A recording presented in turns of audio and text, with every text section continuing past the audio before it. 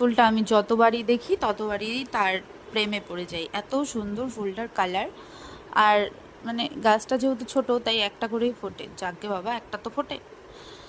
তো যাই হোক, ফ্রিজটা খুলে দেখলাম পটলগুলোর অবস্থা পুরো খারাপ। পটল রানী আমার শুকিয়ে কাঠ হয়ে যাচ্ছে, পেকে পুকে কি অবস্থা তার। তো যাই হোক, এটাকে গতি করতে হবে। তা সব কিছু কেটে ধুয়ে নিয়েছি।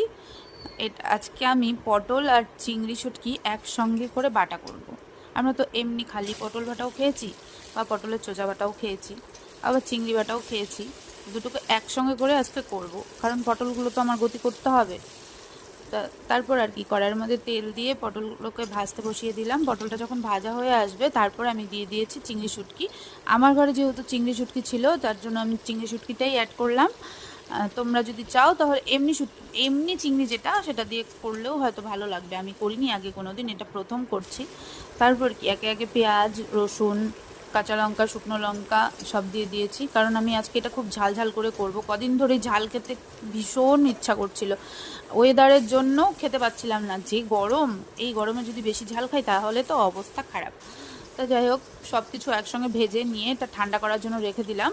তারপরে পেস্ট করে নিয়েছি। ঠান্ডা হয়ে যাওয়ার পরে পেস্ট করে কড়াইয়ের মধ্যে আর একটু তেল দিয়ে তার মধ্যে কালো জিরা ফোড়ন দিয়ে ওই পেস্টটা ভাজা ভাজা করে নিয়েছি। ভাজা ভাজা করে নিলেই তো রেডি। যখন দেখবো কড়াইয়ের গা থেকে উঠে আসছে তখনই তো এটা রেডি খাওয়ার জন্য একদম। আর বিশ্বাস করো, এটা খেতে এতটাই দারুণ হয়েছিল, মানে কি বলবো।